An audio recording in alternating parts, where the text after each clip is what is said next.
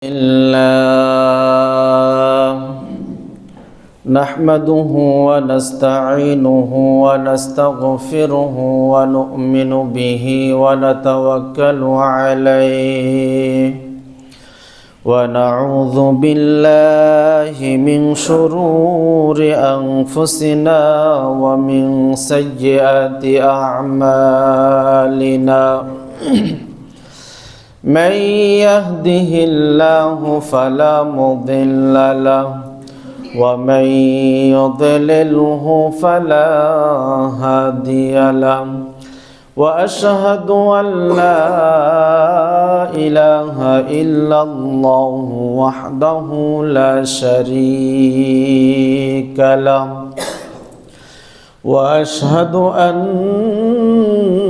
سيدنا وسندنا وحبيبنا ومولانا محمدا عبده ورسوله الذي أرسله بالحق بشيرا ونذيرا وداعيا إلى الله بإذنه وسراجا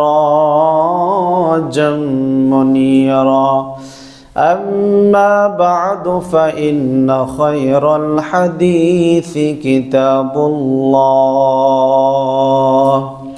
وأحسن الهدي هدي محمد صلى الله عليه وسلم وشر الأمور محدثاتها وكل محدثة بدعة وكل بدعة ضلالة وكل ضلالة في النار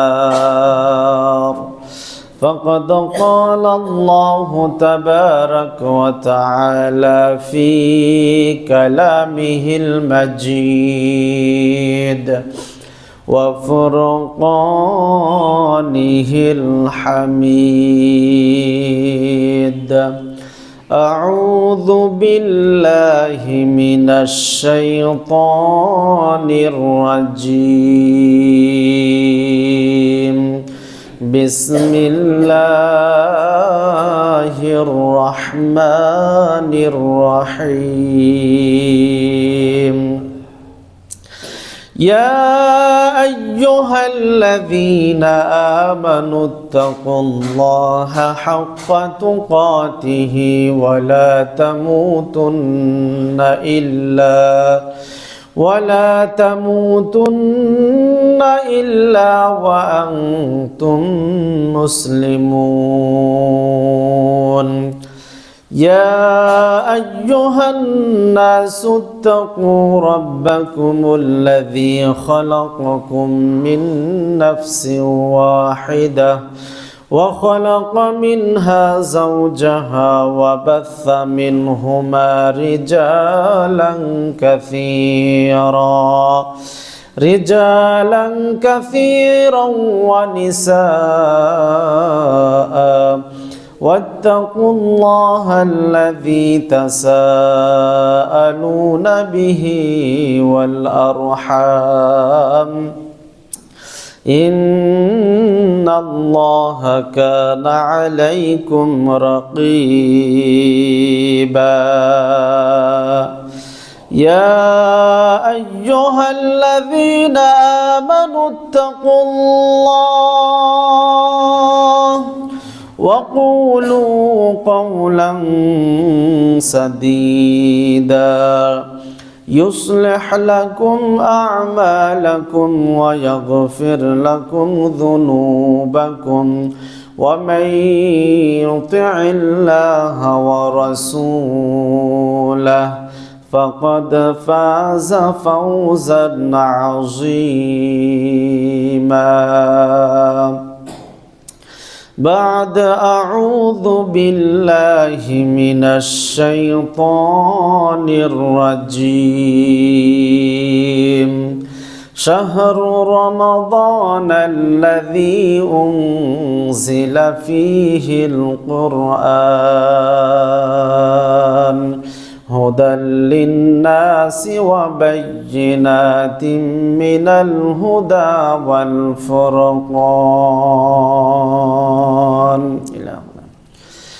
وقال تعالى: وتوبوا إلى الله جميعا أيها المؤمنون لعلكم تفلحون.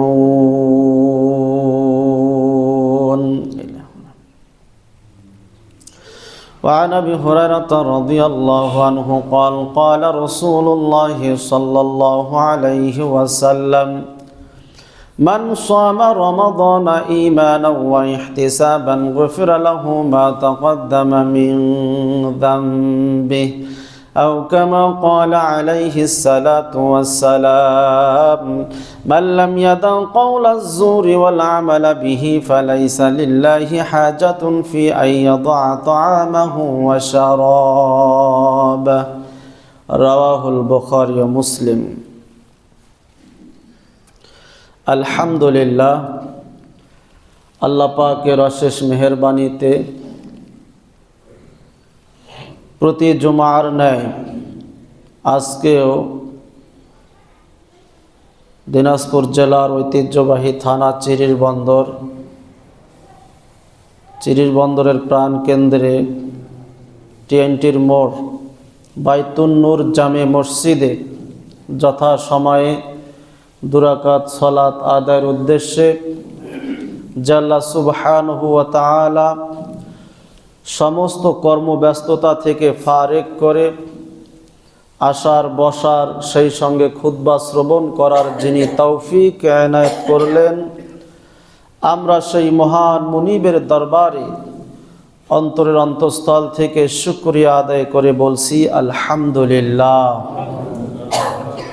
প্রিয় নবী জনাবে মুহাম্মদুর রাসূলুল্লাহ সাল্লাল্লাহু আলাইহি ওয়াসাল্লামের প্রতি অগণিত অসংখ্য সহস্র দরুদ ও সালাম বর্ষিত হোক।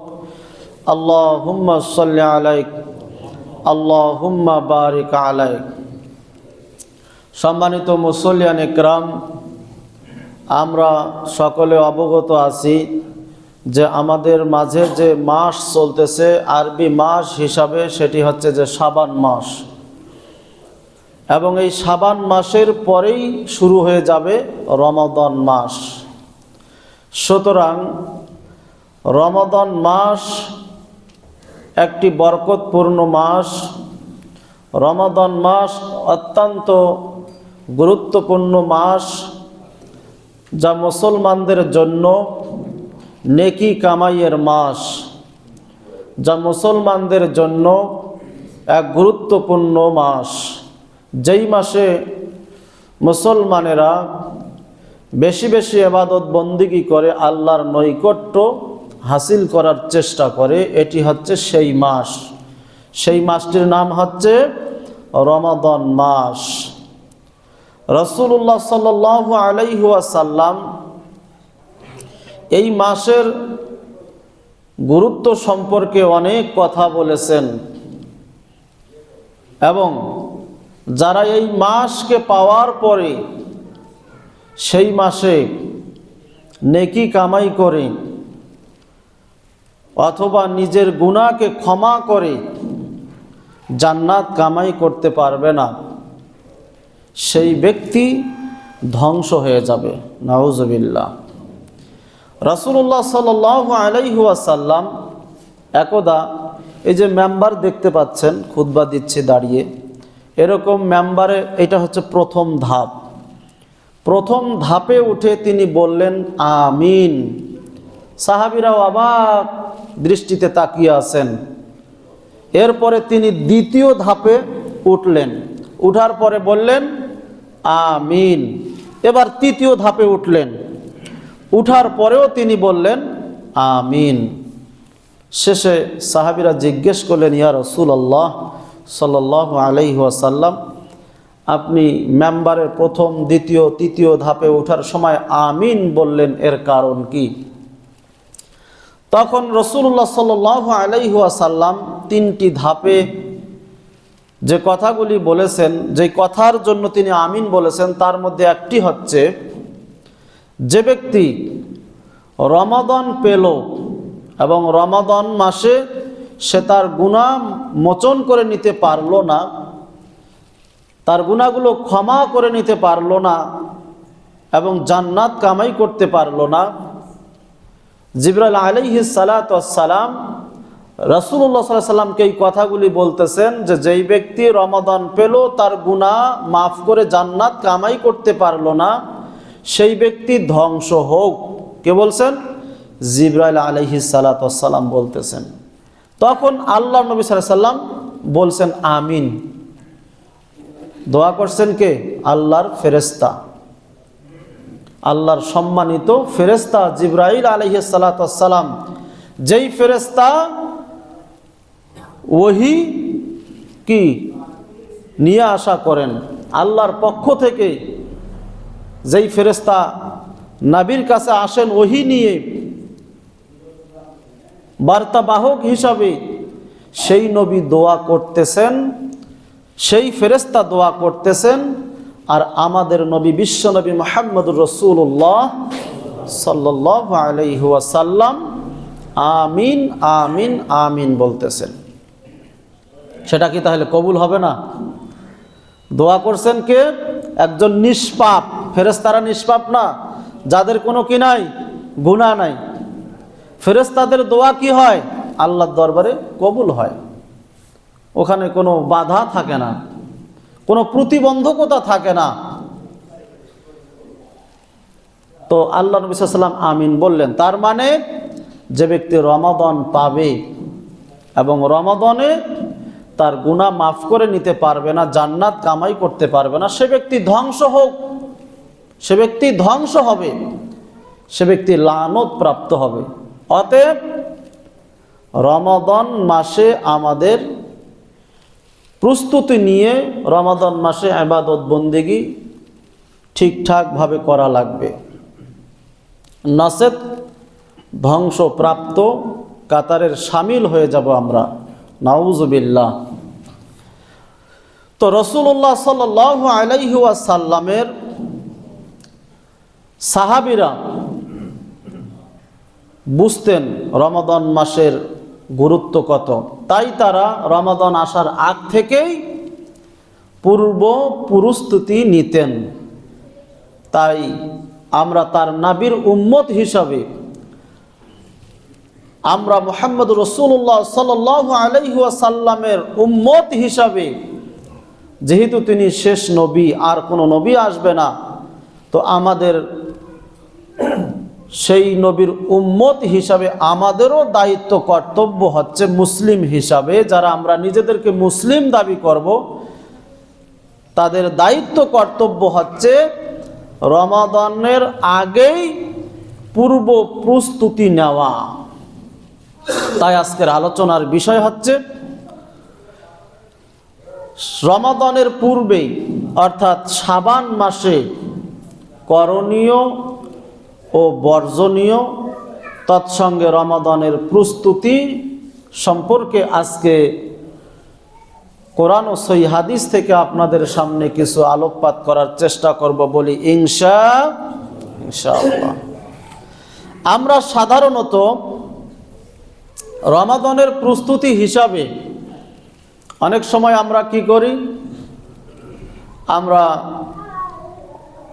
বাড়িতে পরিবারের সাথে, স্ত্রীর সাথে, বাবা মার সাথে অনেক সময় কথোপকথন করি, মাশওয়ারা করি, পরামর্শ করি, কি যে এবারে রমাদান মাসে সম্ভবত চাউলের দাম বাড়তে পারে, ডাইলের দাম বাড়তে পারে, তেলের দাম বাড়তে পারে, আদা রসুন পেঁয়াজের দাম বাড়তে পারে।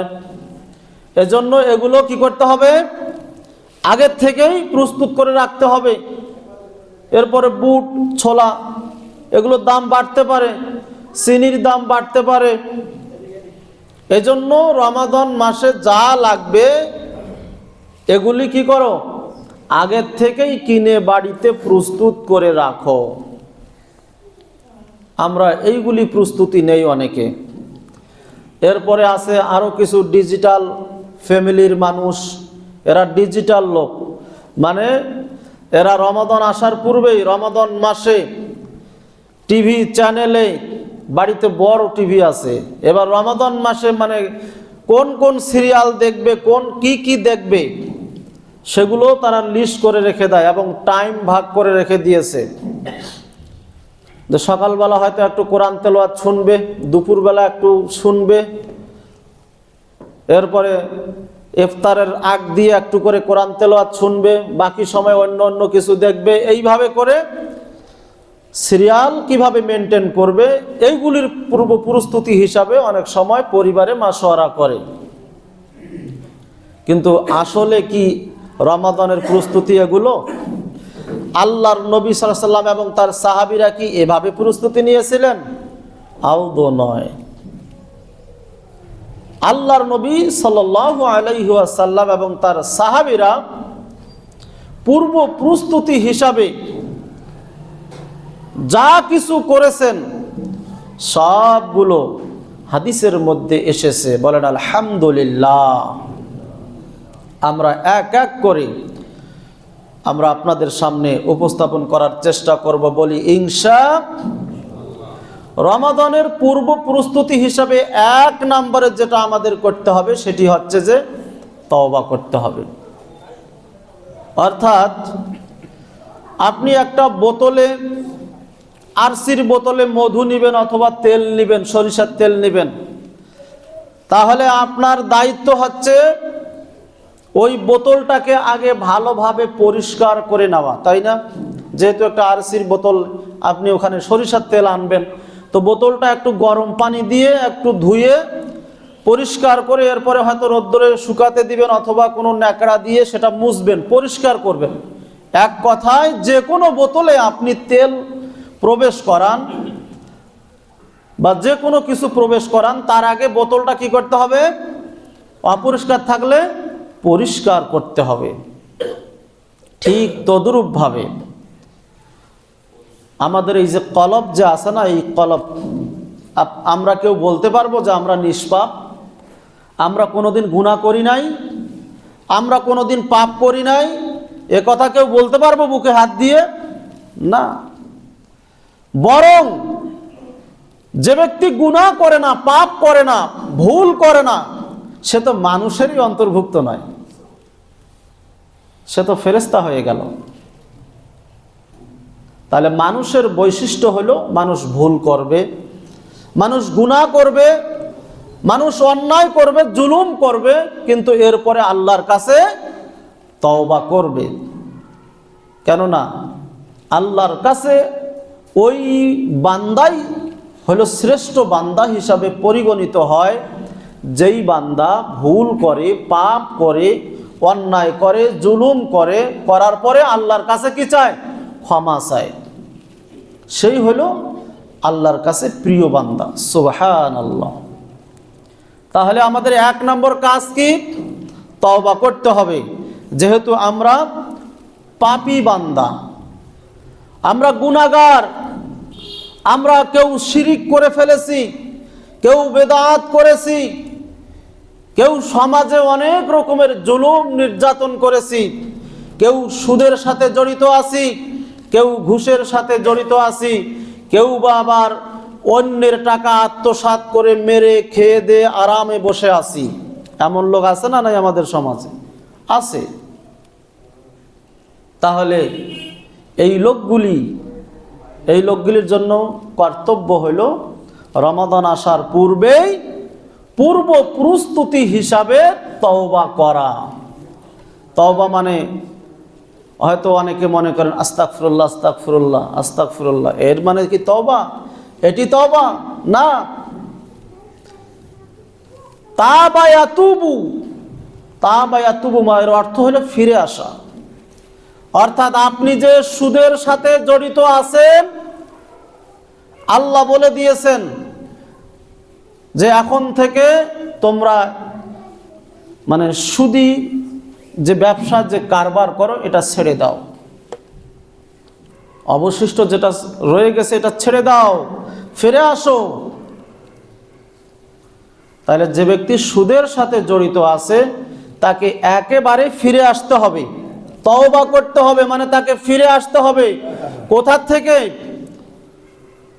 যে ওই যে সুদের যে ব্যবসা করার জন্য যে একটা সেন্টার আছে, আমার অফিস আছে, যে ওই অফিসে আমি আর যাব না, ওই অফিস থেকে ফিরে আসলাম বাড়িতে, আর যাব না, এখন থেকে আমার ছেলে পরিচালনা করবে, এর মানে কি ফিরে আসা? এমন লোক আছে না, আগে সুদের ব্যবসা করেছে, হঠাৎ করে এখন বয়স হয়ে গেছে বা এরকম বড় ধরনের রোগ দেখা দিয়েছে, এখন তাড়াতাড়ি করে আপনার হজ করে এসেছে, হজ করে আসার পরে এখন ওই যে তার ব্যবসা, ওইটা ছেলেরা দেখাশোনা করে। আছে না নাই এমন লোক? আছে। এর নাম কি ফিরে আসা? এর নাম ফিরে আসা নয়। ফিরে আসা মানে হলো যে ওই কাজকে ঘৃণা ভরে ফিরে আসা, ওই কাজে আর কোনোদিন ফিরে না যাওয়া। শুধু নিজে নয়, নিজের সন্তানকেও আর ওই কাজে যাওয়া যাবে না। ওই ব্যবসা টোটালেই বন্ধ করে দিতে হবে এবং পুনরায় জীবনে আর কোনোদিন ওই কাজের সাথে আমি জড়িত হব না, এই নিয়াত করে আপনি যদি ফিরে আসেন, এটাই হলো তওবা। এটি কি? তওবা। এরপরে আপনি যদি অমুসলিম হয়ে থাকেন তাহলে ঈমান আনা। তওবা না করলে আপনি ঈমান আনতে পারবেন না। আপনি অনুতপ্ত যদি না হন, ইসলামের প্রতি যদি আপনার আত্মবিশ্বাস না থাকে যে আমি কেন ইসলাম ধর্ম গ্রহণ করব, আপনি যখন জানবেন যে ইসলাম ধর্মটাই সঠিক ধর্ম, তখন না আপনি ইসলাম ধর্ম গ্রহণ করবেন।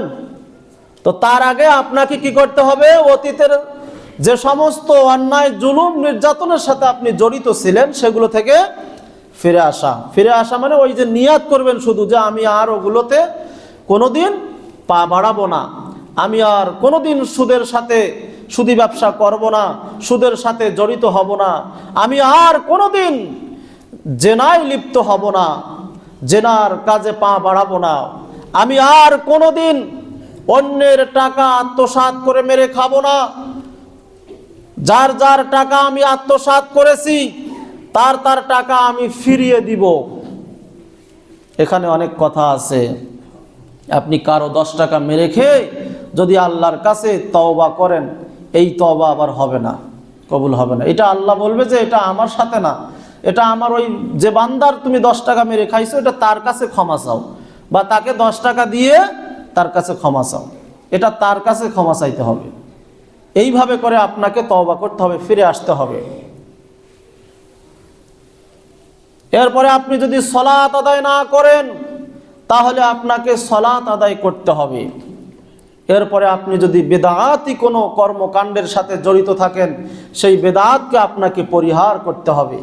এরপরে আপনি যদি কোনো শিরকি কাজের সাথে যুক্ত থাকেন, সেই শিরিক থেকে আপনাকে ফিরে আসতে হবে। আপনি বলবেন যে আমরা তো মুসলমান, আমরা তো শিরিক করি না। জি না, আমাদের মুসলমানেরাও শিরিক করে। কবর পূজা, মাজার পূজা কারা করে? হিন্দুরা করে। আমরা হয়তো মনে করি যে হিন্দুদের মন্দিরে গিয়ে সেজদা দেওয়া, তাদের সেখানে কিছু দান করা, কিছু চাওয়া, এইটাই মনে হয় শিরিক। হিন্দুরা করে মূর্তি পূজা, মানুষ করে মানুষ পূজা। কিভাবে মানুষ পূজা করে? ওই যে কবরে ঢেকে তার কাছে সন্তান চাচ্ছে, তার কাছে ছেলে মেয়ে চাচ্ছি, তার কাছে ভালো মন্দের কি অনেক কিছু চাচ্ছি, আছে এগুলো মুসলমানেরা করে। তো এগুলো শিরিক। আল্লাহ ব্যতিরেকে অন্য কাউর কাছে চাওয়া, এটা শিরিক। আল্লাহ ব্যতিরেকে অন্য কাউকে সেজদা করা, এটা শিরিক। আর এই শিরিকগুলো মুসলমানেরাই করে। বাংলাদেশের প্রায় মানুষ, আপনি দক্ষিণবঙ্গে যান, অন্য জায়গায় যান, দেখবেন, বেশি দূরে না, সৈয়দপুরে যান, দিনাজপুরে বড় বড় মাজারগুলোতে যান, দেখবেন ওরা এখানে সেজদা দিচ্ছে, তাজিমি সেজদা দিচ্ছে। এরপরে হলো কিছু চাচ্ছে, সন্তান চাচ্ছে।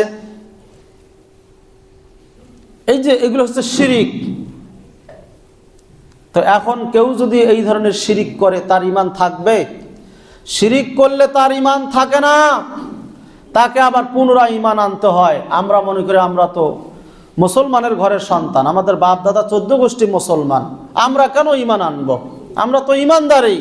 জি না, আপনি বাড়িতে সুন্দর করে উজু করেছেন, উজু করে মসজিদে আসলেন, আসার পরে মনে করেন ঠুস করে আপনার বায়ু বের হয়ে গেল। এই অবস্থায় যদি আপনি নামাজ পড়েন, নামাজ কি হবে? নামাজ হবে? নামাজ যেমন হবে না, কেননা উজুবিহীন নামাজ হয় না। অথচ আপনি সুন্দর করে গোসল করে উজু করে আসলেন। তো উজু ভাঙ্গার যেমন কারণ রয়েছে, ঠিক তদ্রূপভাবে ঈমান ভাঙ্গারও কারণ রয়েছে মোটামুটি 10টি। কয়টি? 10টি। তার মধ্যে কেউ যদি আল্লাহর সাথে শিরিক করে তাহলে তার ঈমান থাকবে না, ঈমান ডিলেট হয়ে যাবে। যদিও তার বাবা কাবা শরীফের ইমামও হয়, যদিও তার বাবা হাজী সাহেব হয়, তার 14 গোষ্ঠী মুসলমান হোক না কেন, মুসলমানের ঘরে সন্তান হোক না কেন, ঈমান ভঙ্গের কারণ এই 10টার কোনো একটি সংগঠিত হলেই তার ঈমান ডিলেট হয়ে যাবে। পুনরায় তাকে ঈমান নবায়ন করতে হবে, ঈমান আনতে হবে।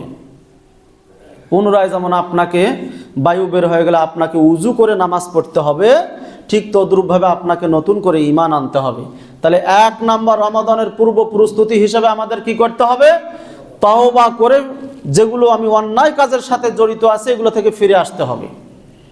এই সব থেকে ফিরে আসার পরে শিরিক থেকে, বিদআত থেকে, সুদ, ঘুষ, চুরি, ডাকাতি, রাহাজানি, অন্যের সম্পদ আত্মসাৎ, অন্যের জমি জোর জবরদস্তি করে দখল করে খাওয়া, সব থেকে ফিরে আসার পরে এই যে আপনি, এইটা হলো তওবা। এটা কি? এটাই তওবা। রাসূল মুহাম্মদ সাল্লাল্লাহু আলাইহি ওয়াসাল্লাম প্রতিদিন 100 বার ইস্তেগফার পাঠ করেন, যার আগের পরের সমস্ত গুনাহ মাফ। সেই লোকটাও প্রতিদিন তিনি বলতেছেন আমি 100 বার ইস্তেগফার পাঠ করি। ইস্তেগফার এক জিনিস আর তওবা আরেক জিনিস। তওবা মানে হলো ফিরে আসা, আর ইস্তেগফার আপনি দিনে 100 বার করতে পারেন, কোনো সমস্যা নাই। এটা হলো 1 নম্বর কাজ। এই তওবা করে ফিরে এসে ঈমান আনতে হবে। যদি ঈমান না থাকে, ঈমান আনতে হবে। ঈমানটা খুব জরুরি। ঈমান মানে আপনি খাতায় 0,0,0,0 যতগুলো বসান, জিরোর কোনো মূল্য আছে? কোনো মূল্য নাই। কিন্তু জিরোর সামনে যখনই একটা 1 সংখ্যা বসালেন, এবার আপনি 1 সংখ্যার পরে একটা 0 দিলে 10, আরেকটা 0 দিলে 100, আরেকটা 0 দিলে, ঠিক তদ্রূপভাবে ঈমান হচ্ছে ওই 1 সংখ্যার মতো। যদি আপনার ঈমান থাকে, ওই 1 সংখ্যা ঈমান থাকে, তবে আপনি যত ভালো কাজ করবেন আপনার আমলনামায় যুক্ত হতেই থাকবে, আপনার নেকি বৃদ্ধি হতেই থাকবে। সুবহানাল্লাহ। আর যদি শুধু 0 দেন, মানে ঈমান ছাড়া ভালো কাজ করেন, ঈমান ছাড়া যত বড়ই আপনি ভালো কাজ করুন না কেন, 50 বারও আপনি হজ উমরা করেন না কেন, ঈমান যদি না থাকে, আপনি যতই সারা মাস আপনি সিয়াম থাকেন না কেন, কোনো বেধর্মী হিন্দু যদি সিয়াম থাকে, তাহলে উনি কি আল্লাহর নৈকট্য পাবে? পাবে না। কেন? তার ঈমান নাই। তো আমাদের মুসলমানদের মধ্যে যার ঈমান ডিলেট হয়ে গেছে, ঈমানবিহীন যদি কেউ সিয়াম থাকে, তাহলে তার সিয়াম আল্লাহর দরবারে কবুল হবে না। এই জন্য অত্যন্ত জরুরি হচ্ছে তওবা করার পরে ঈমান আনতে হবে। ঈমান না থাকলে ঈমান নবায়ন করতে হবে। ঈমানের কালিমা লা ইলাহা ইল্লাল্লাহ ওয়া আন্না মুহাম্মাদার রাসূলুল্লাহ, অথবা আশহাদু আল্লা ইলাহা ইল্লাল্লাহু ওয়াহদাহু লা শারীকা লাহু ওয়া আশহাদু আন্না মুহাম্মাদান আবদুহু ওয়া রাসূলুহু। বললাম, সমস্যা কি? ঈমানটা নতুন করে নবায়ন করলাম, অসুবিধা আছে কোনো?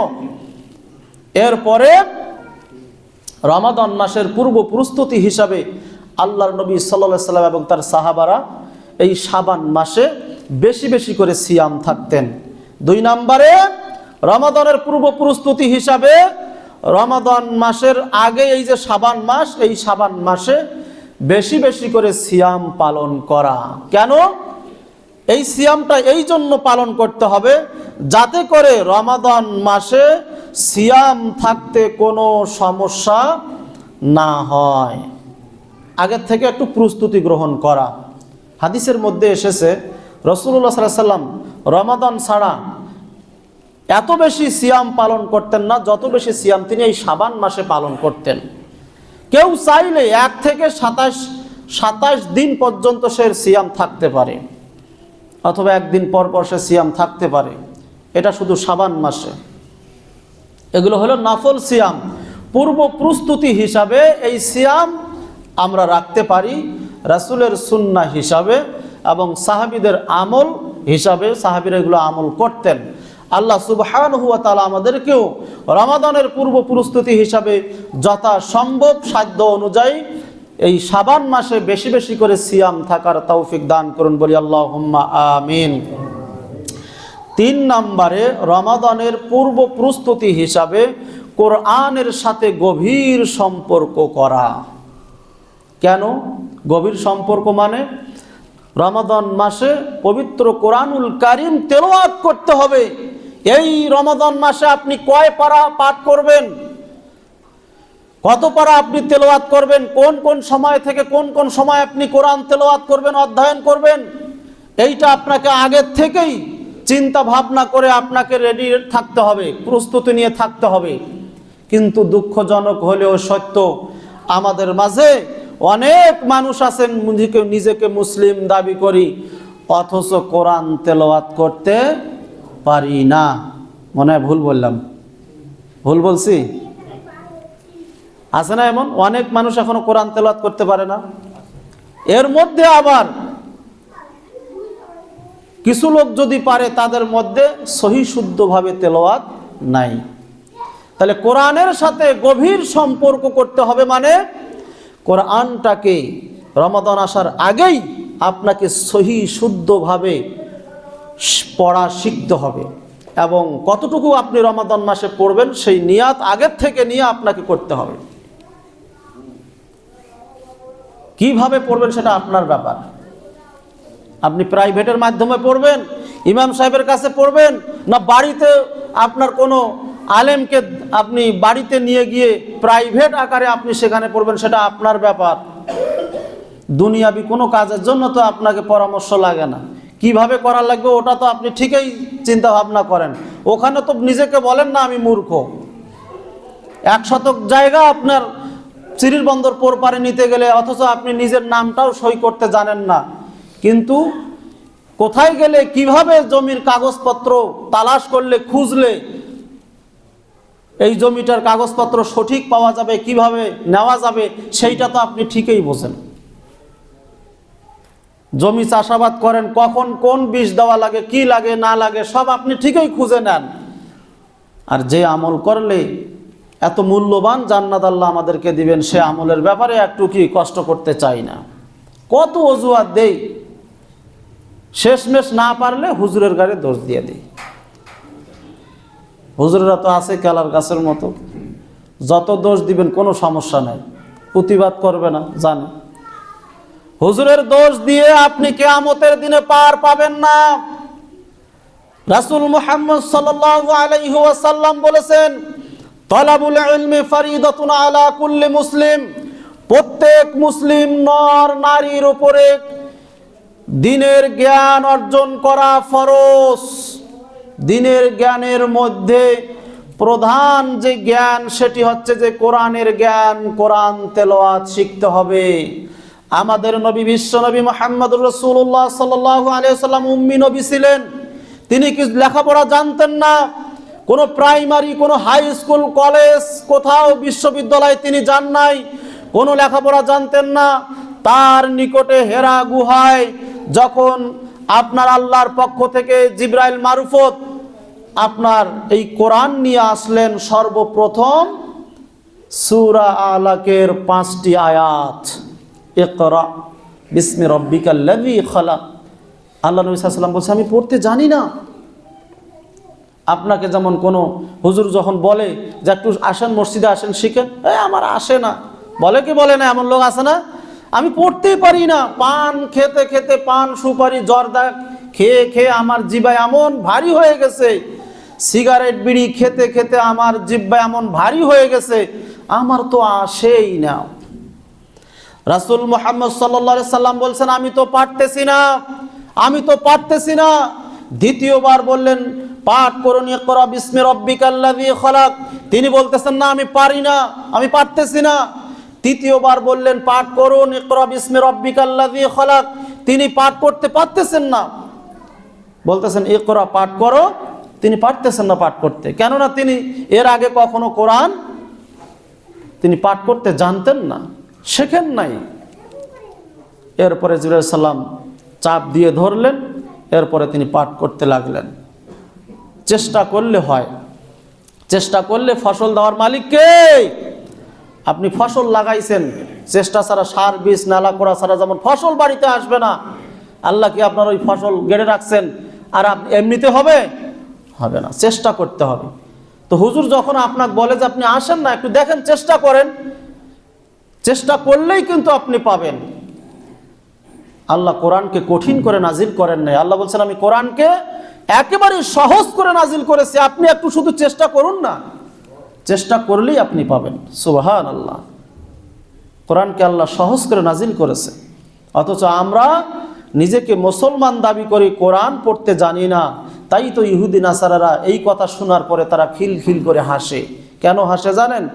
যে মুসলমান দাবি করে কোরআন পড়তে পারে না। এর চাইতে হতভাগা নাদান আর কোনো মানুষ থাকতে পারে, কোনো মুসলমান থাকতে পারে? যে এ কোন সম্প্রদায়ের লোক, এ কোন মুসলমান, কেমন মুসলমান? যেই নবী কোরআনের জন্য এত কিছু করেছেন, যেই নবীর সাহাবীরা কোরআনের জন্য এত পাগল পারা ছিলেন, খেয়ে না খেয়ে মসজিদে নববীতে পড়েছিলেন, আল্লাহু আকবার, অনেক ঘটনা, কোরআনের জন্য তারা এত পাগল পারা ছিলেন। আজকে সেই নবীর উম্মত আমরা মুসলিম দাবি করে অথচ কোরআন পড়তে পারি না। সম্মানিত উপস্থিতি, রমাদানের পূর্ব প্রস্তুতি হিসাবে 3 নম্বরে যে কাজটি আমাদের করতে হবে সেটি হচ্ছে কোরআন তেলাওয়াত সহি শুদ্ধভাবে শিখতে হবে।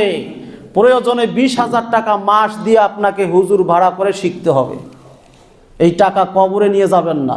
ছেলেকে ইংলিশ মিডিয়াম স্কুলে পড়ার জন্য ঠিকই আপনি 20,000 30,000 টাকা দিচ্ছেন, তার মানে ইংলিশের চাইতে কোরআন আপনার কাছে কোনো মূল্যায়ন নাই, কোরআনের কোনো মূল্য আপনার কাছে নাই।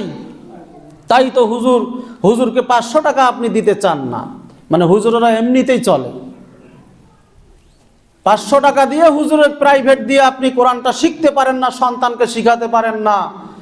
আপনি একই লোক সন্তানকে ইংরেজিতে কথা বলার জন্য, ইংরেজি শিক্ষার জন্য 20,000 টাকা মাস পড়াচ্ছেন।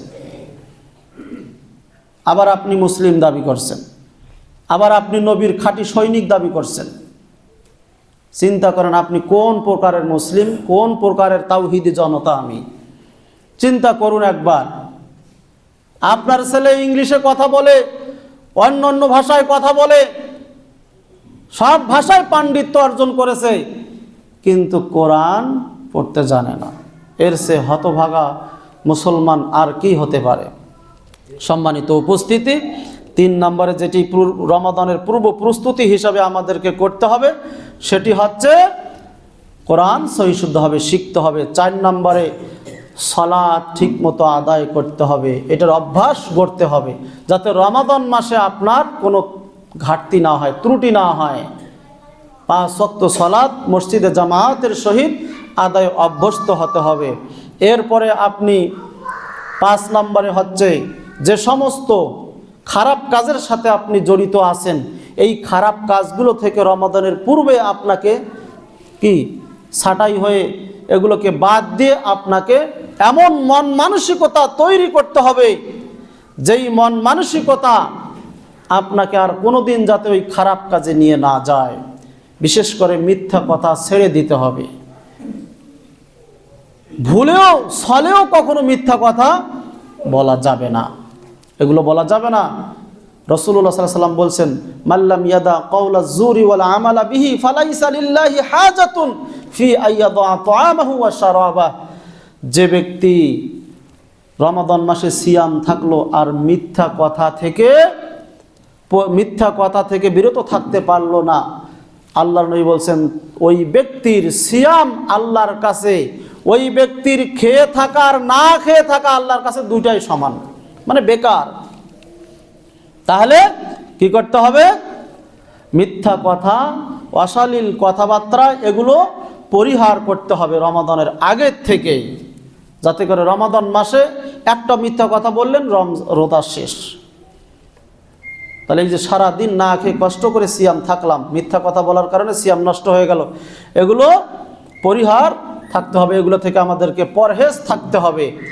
এরপরে শাবান মাসের করণীয় আরও কিছু আছে, সেই মোটামুটি কয়েকটি বললাম, 5টা, সময় যেহেতু সংকীর্ণ। এরপরে শাবান মাসের আমাদের বর্জনীয় 2-1টি আমলের কথা শুনি। তার মধ্যে 1 নম্বরে হচ্ছে শাবান মাসে 14ই শাবান দিবাগত রাত্রিতে আমরা শবে বরাত নামে একটা রাত উদযাপন করে থাকি, যেই রাত সম্পর্কে কোরআন এবং হাদিসের অপব্যাখ্যা করা হয়। যেমন কোরআনুল কারিমের আয়াত তেলাওয়াত করে বলা হয় যে এই রাত্রিটা হলো মোবারকময়, বরকতময় রাত্রি, এই রাত্রিতে কোরআন নাজিল হয়েছে, যেই ব্যাখ্যাটা একেবারে ভুল ব্যাখ্যা। তারা কোরআনুল কারিমের আয়াত তেলাওয়াত করে শোনান, ইন্না আনজালনাহু ফি লাইলাতিম মুবারাকাহ, ইন্না আনজালনাহু, আমি একে নাজিল করেছি, ইন্না আনজালনাহু ফি লাইলাতিম মুবারাকাহ, এক বরকতময় রাত্রিতে।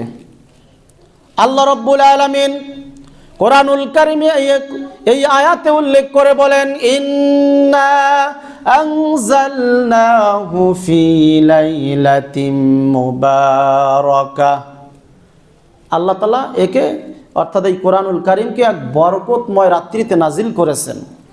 এইটাকে তারা অপব্যাখ্যা করে বলে যে এই বরকতময় রাত্রি হলো শাবান মাসের 14 তারিখের দিবাগত রাত্রে, এই 15 তারিখ, আরবি মাস হলো 15 তারিখ। এটা ভুল ব্যাখ্যা, এই রাতে কোরআন নাজিল হয় নাই। বরং কোরআনকে যদি আপনি জিজ্ঞেস করেন, ও কোরআন তুমি নাজিল হইছো কখন, কোরআন তো নিজেও উত্তর দিচ্ছে যে শাহরু রমাদান আল্লাযী উনজিলা ফীহিল কোরআন। আল্লাহু আকবার, সুবহানাল্লাহ। কোরআন নিজেই বলতেছে রমাদান মাস এমন একটি মাস যেই মাসে কোরআন অবতীর্ণ করা হয়েছে। তাহলে কোরআন অবতীর্ণ করা হয়েছে কোন মাসে? রমাদান মাসে। কে বলছে এই কথা? কোরআন নিজেই বলতেছে শাহরু রমাদান আল্লাযী উনজিলা ফীহিল কোরআন। কোরআন নিজে বলছে সে রমাদান মাসে নাজিল হয়েছে। এবার যদি কোরআনকে আপনি জিজ্ঞেস করেন যে কোরআন রমাদান মাসের কখন নাজিল হয়েছেন, কোরআন নিজেই উত্তর দিবে ইন্না আনজালনাহু ফি লাইলাতিল কদর, যে আমি কদর রাত্রিতে নাজিল হয়েছে। সুবহানাল্লাহ। এখানে আর কোনো ব্যাখ্যার প্রয়োজন আছে? কোনো হুজুরের ব্যাখ্যার দরকার আছে? কোরআন তো নিজেই বলে দিল যে আমি রমাদান মাসের লাইলাতুল কদর রাত্রিতে নাজিল হয়েছি। তাহলে এখানে তার ব্যাখ্যার প্রয়োজন নাই। কিন্তু এক শ্রেণীর স্বার্থান্বেষী হুজুর, আলেম নামের কলঙ্ক, যারা সঠিক ইসলাম থেকে দূরে আছে, নিজের পেটটাকে মোটা করার জন্য, পকেটটাকে মোটা করার জন্য এই শবে বরাত নামক অনুষ্ঠান আজও বাংলাদেশে চালু রেখেছে এবং এই রাত্রিতে তারা লক্ষ লক্ষ টাকা ইনকাম করে সারা বছর ওই টাকা দিয়ে চলে। নাউজুবিল্লাহ। বলবেন যে হুজুর এটা কেমন কথা বললেন?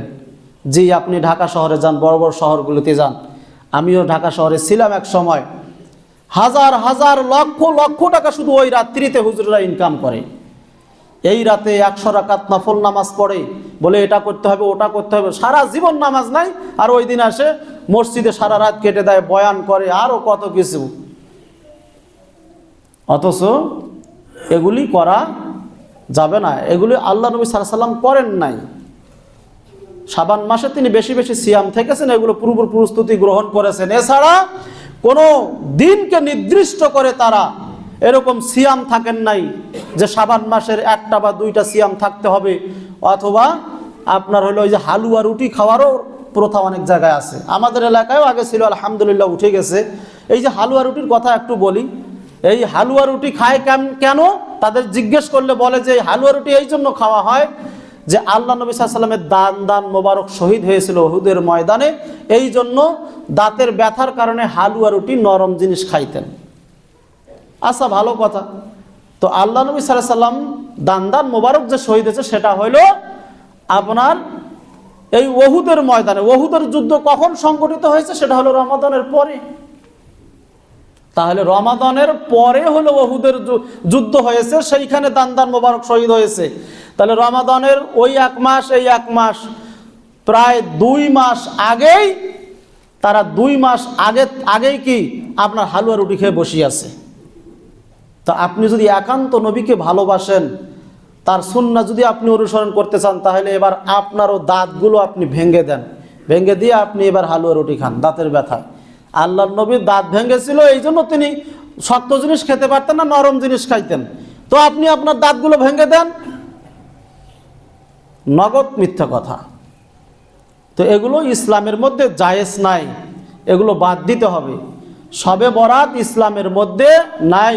শবে বরাত মর্মে কিছু জাল জয়ীব হাদিস আছে আপনার, কিন্তু সেগুলো সহিহ হাদিসের বিপরীত হওয়ার কারণে এগুলো গ্রহণীয় নয়। আল্লাহ সুবহানাহু ওয়া তাআলা আমাদেরকে এই সমস্ত বেদাআতি কর্মকাণ্ড ইবাদত থেকে দূরে থাকার তৌফিক দান করুন। সকলে বলি আল্লাহুম্মা আমিন। বাকি আলোচনা আগামী জুমায় হবে ইনশাআল্লাহ। আল্লাহ সুবহানাহু ওয়া তাআলা আমাদেরকে যথাসময়ে মসজিদে আসার তৌফিক দান করুন, আমিন।